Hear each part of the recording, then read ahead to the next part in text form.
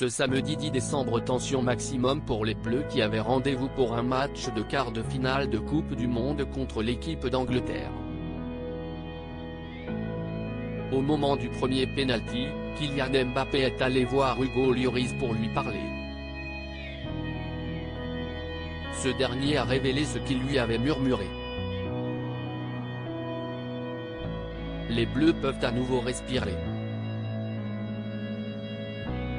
Au terme du quart de finale qui opposait l'Angleterre à la France, les Bleus ont battu l'équipe d'Angleterre, 1-2, ce samedi 10 décembre, pour se hisser en demi-finale.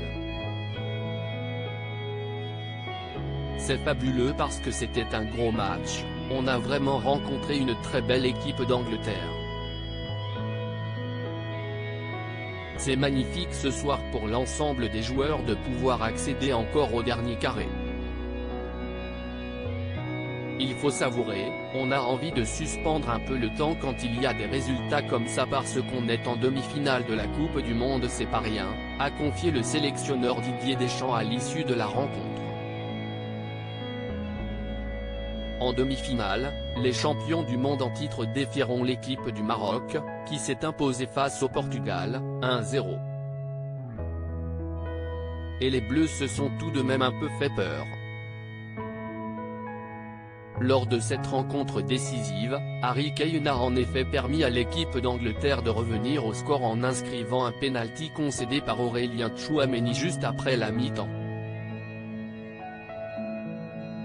L'homme qui murmurait à l'oreille d'Hugo Lloris juste avant que Harry Kane n'inscrive ce but, Kylian Mbappé a été vu, courant jusqu'au but de Hugo Lloris pour lui parler.